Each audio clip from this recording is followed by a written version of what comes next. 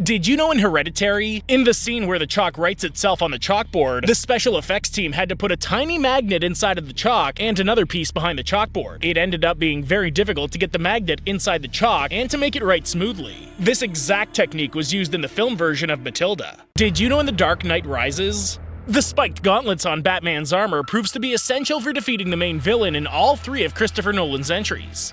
In Batman Begins, they shatter Ra's al Ghul's sword. In The Dark Knight, they knock the detonator out of the Joker's hand. And in this film, it damages Bane's mask.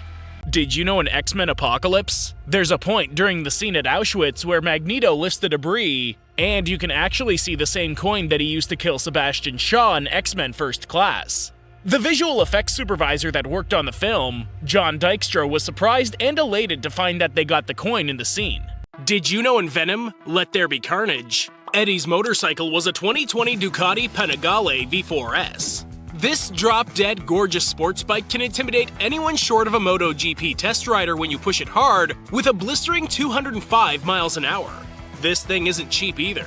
It costs almost $30,000. But the price tag is justified when you see its specs. Boasting an 1103cc liquid-cooled engine, this monster can crank out up to 214 horsepower and 91.5 pound-per-feet of torque.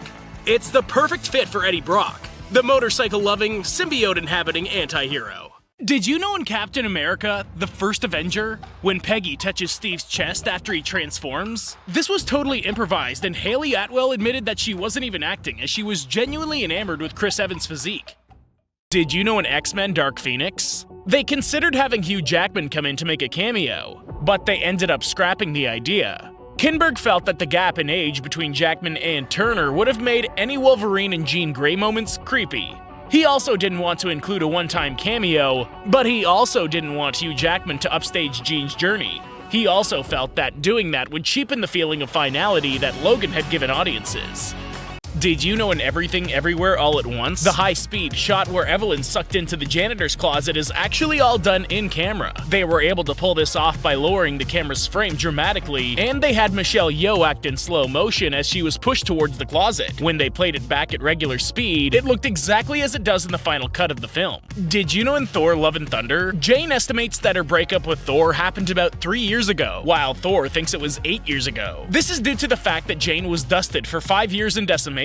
Also in Thor Ragnarok, Thor tells Loki that it was a mutual dumping, but this film makes it very clear that Jane is the one that called it quits.